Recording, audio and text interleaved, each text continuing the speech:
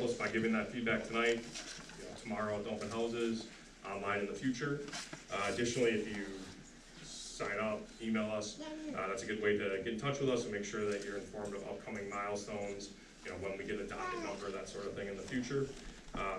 Certainly anticipate folks are probably talking to their neighbors about this, kids' soccer practices, grocery stores, that sort of thing.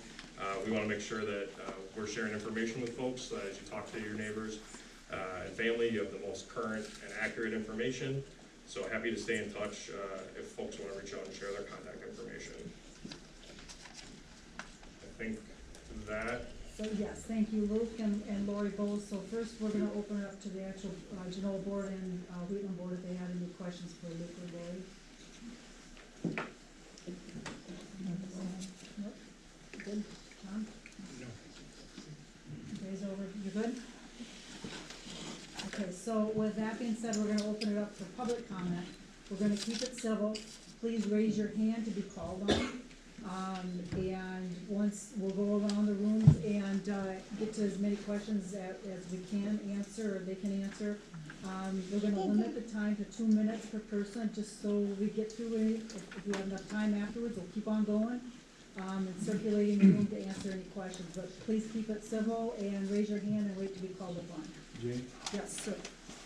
You were given a list of questions. If you could address that, those questions, as many of them as you can, before we start. It's like 100 questions. So if we do, No, it's not. there's 63 in the first round, and then 3 additional documents. Yeah, there's 4. So we caught like. So did you want him to go through Well, some of them? I don't know about, I mean, certainly you must be able to comment on some of that. That might be some of the questions that people have. Okay. Right. Okay.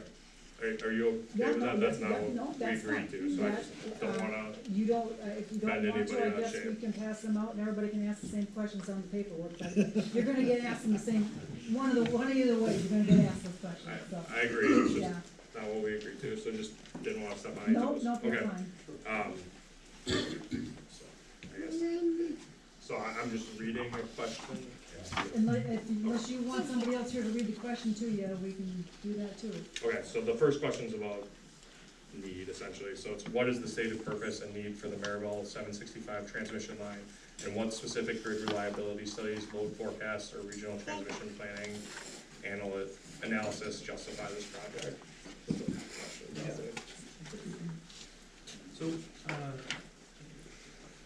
So, sorry, my name's Pat Jerm&KassDoThat. I work, I'm a director of system planning at Grid Alliance Heartland.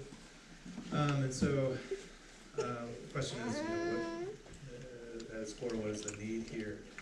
And so, it's kind of, Lori covered a little bit, MISO endeavored, starting basically in like 2022, to forecast the expected future load across the MISO footprint, and then also what the expected generation mix would be across that footprint as well.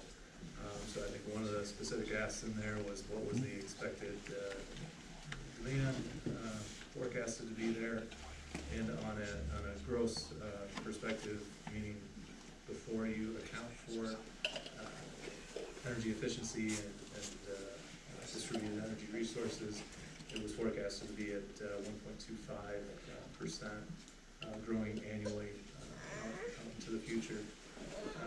One of the other aspects of this question was, what kind of analysis is being performed there, and they're looking at kind of not only reliability, but also the expected,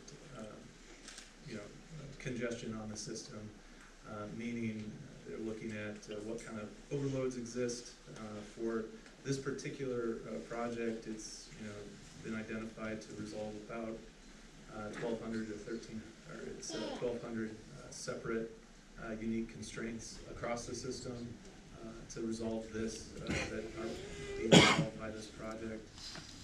It's also been identified to help with reducing overall congestion, more efficient, or lowering the overall energy costs across the footprint by by utilizing lower cost energy resources. I think that covered most of that question.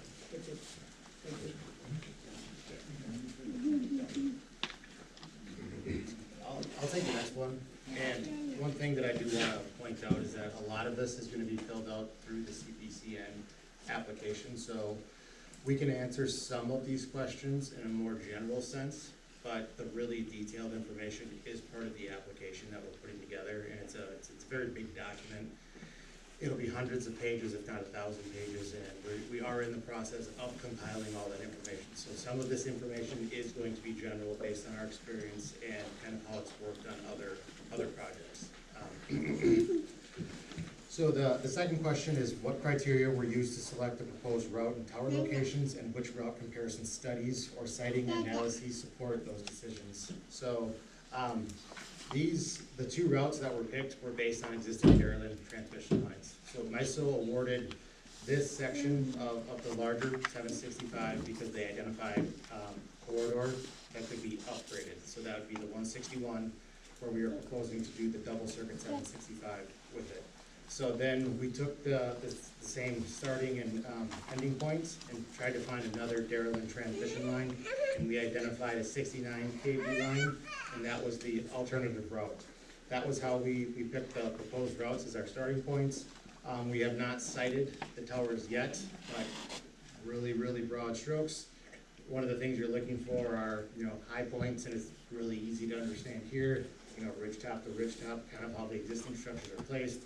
However, because these structures are taller, they're going to be generally farther apart. Again, you may not notice it as much here. If you're on the ridge for any amount of time, you could probably see it because those are going to be shorter spans, or what they are right now. But the ruling span is going to be anywhere from like 1,200 to 1,400 feet. So it should work out that there are fewer structures. But again, we're still going through siting right now because, as we've said, we're early in the process. Alternative routes, I've only looked at those two routes, so I can't speak to any other alternatives. Pat, you might be able to help with 4 and 5. I think the answer is going to be, this is what comes up in the detailed modeling we have to do for the CPCN. But, so the first question is, were non-transmission alternatives, energy efficiency, local generation, storage, demand response evaluated, and what studies document those evaluations? So it's certainly a fair question. So as part of when MISO is developing those future cases where they're looking 20 to 30 and 40 years out into the future, part of forecasting not only that demand and forecasting that resources is also forecasting the expected amount of energy efficiency. And so energy efficiency programs certainly were accounted for and are actually included in that forecasted demand. Given the scale of how large the needs were for that forecasted future, non-transmission alternatives, those can come in many different forms, were certainly evaluated, but were quickly identified not to be sufficient in order to meet the expected future needs there. The next one is, were underground or lower voltage options considered